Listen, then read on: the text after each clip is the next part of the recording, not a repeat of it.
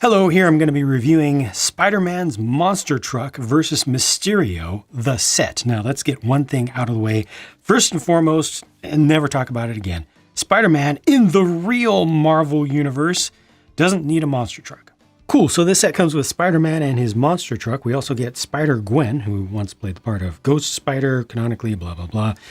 Mysterio is here. Mysterio gets a couple of drones, and there's a big old Doc Ock build. Of course, strictly speaking, this isn't a monster truck, it's a monster van. And I think the designer has done a near perfect job of capturing the look of van. You know, that classic, late 1970s through 80s, through 90s, through, well, up until almost relatively recently, American body-on-frame, just boxy van.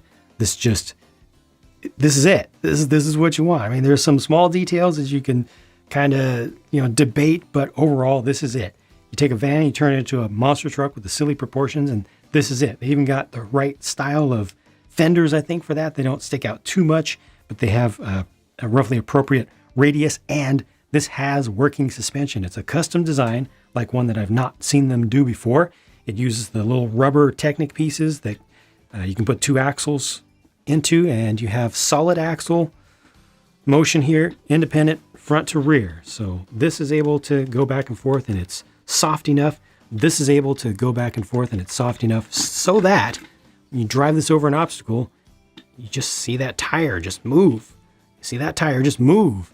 The other three tires stay on the ground. Excellent. So good for play. Maybe it's a little bit soft, like it can kind of lean, but is that such a bad thing to be able to force it into a lean and have it kind of stay there? I don't think so. I think that's kind of cool that you can pose it like that, but it tends to want to stay roughly centered.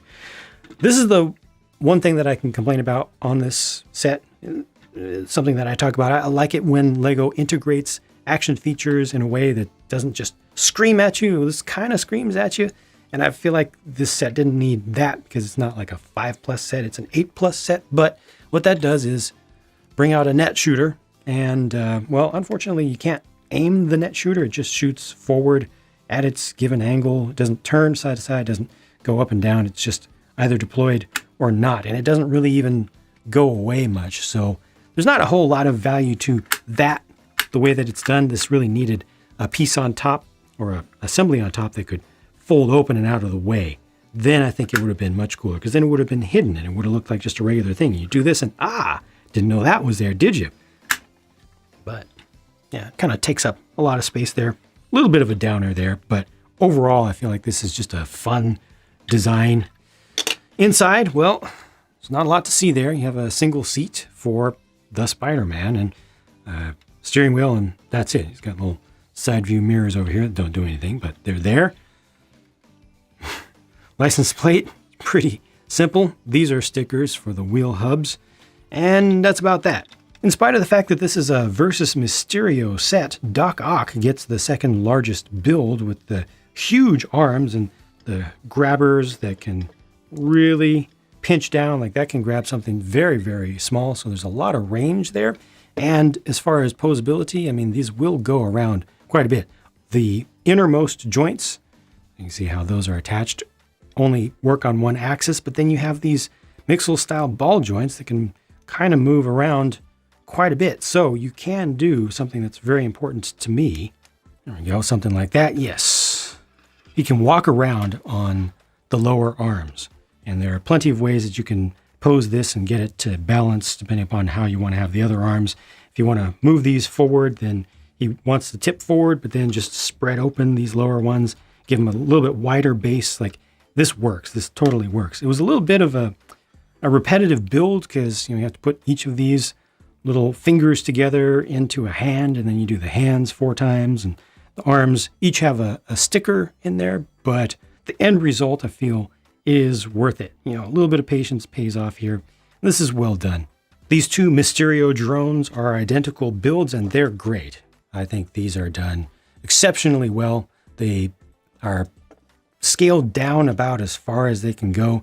They can actually shoot with the stud shooters on the sides, which are integrated nicely. Like they don't take away from the appearance of the thing, in my opinion. Plus, they have the more realistic downward-facing cannons there. They don't actually shoot, but, You get the good look and you get the ability to actually fire with them. Uses a couple stickers on top, but just generally speaking, I feel like this is a near perfect design for what it is.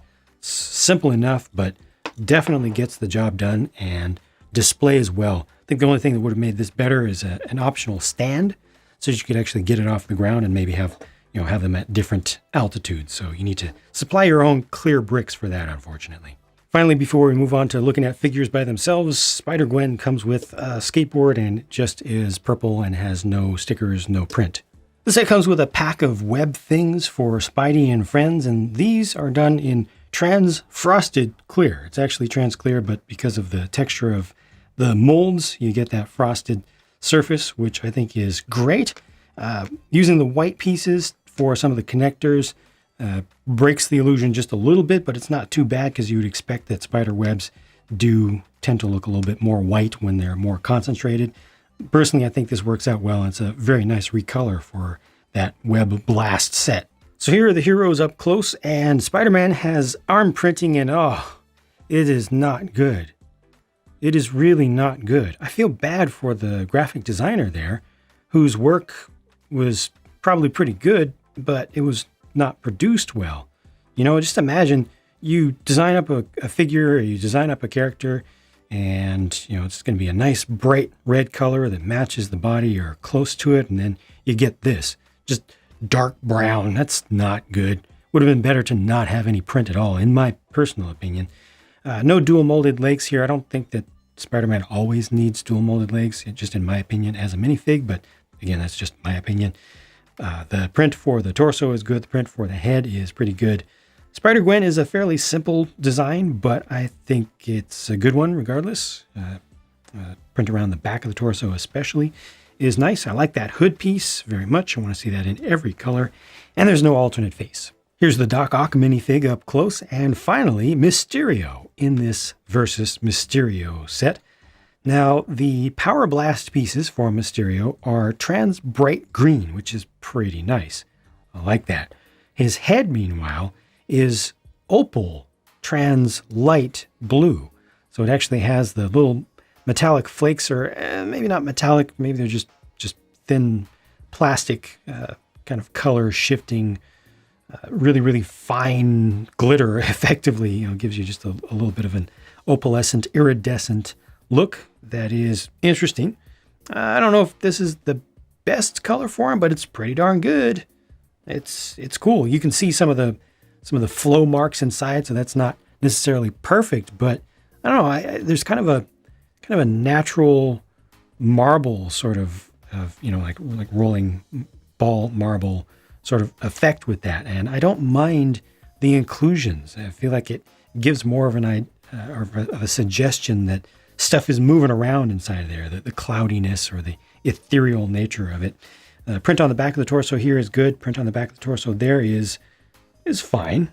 Doc Ock's alternate face is good, and Mysterio gets no face whatsoever.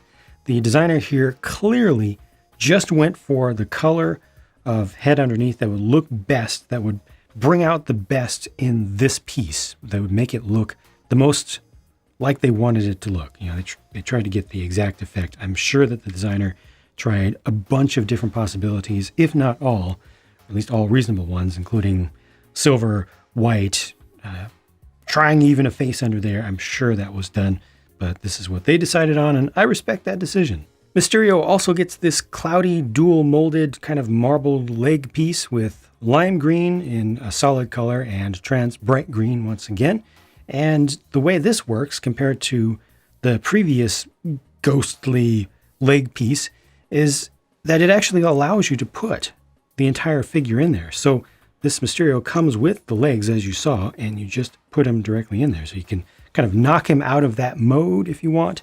And I think it's superior to using the existing piece, the pre-existing piece. So I'm pretty happy with that. Here are the extra pieces, and I split this into two groups because the ones on the left are intentionally included. So you get some stuff for Doc Ock to be stealing, and those are extra studs for the stud shooters on Mysterio's drones. And these are the actual leftovers. The sticker sheet, meanwhile, is extensive. There were a lot of stickers in this set. I'm not a big one to complain myself on my own behalf about stickers, but this was a lot, like a lot. Now, I paid $40 US for this set, and it has just shy of 440 pieces. So the price to part ratio looks very nice. But when it came time to thinking about the value of what I see on the table here in front of me, I wasn't able to immediately say if it's good or bad. So let's do the thing. Let's break it down. This is the main thing, right? I think if this was sold as not a monster truck with just regular sized wheels and tires with a couple minifigs, that would be a $20 set right there. Monsterify it, that takes it up easily to $25. There we go. Let's call that. And then over here, I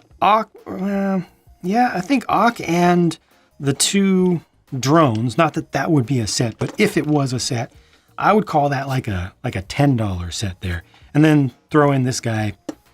See, I'm seeing 35, at least $35 worth of value here. And now that I say 35, when I look at this, I'm like, yeah, that would be nice. That would be good. So at $40, I think it's in the range.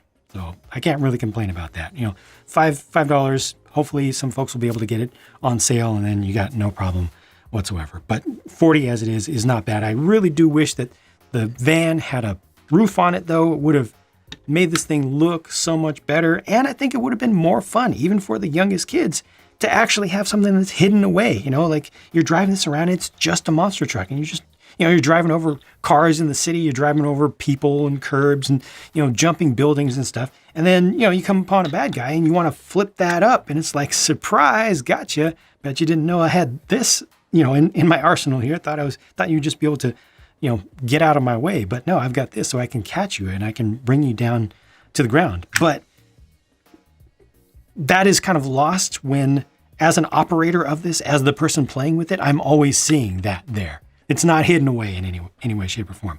Other than that, so that's really my only real complaint. And they've got that super obvious knob on the side that could have been done in red or whatever. This is really cool how the suspension action works, and I would love to see something very close to this design used for something non-licensed, like maybe next year or in the second half of the year. It's too late for that now, but if they could do a bigger truck in their stunt line and have one of these pretty much like this, just, use that suspension, recolor that van once, just do that once, and then do the rest as trucks and maybe like classic car bodies and stuff like that. Like, this is fundamentally a good toy base, a good thing to always have on the market. I think it's just a really good monster truck.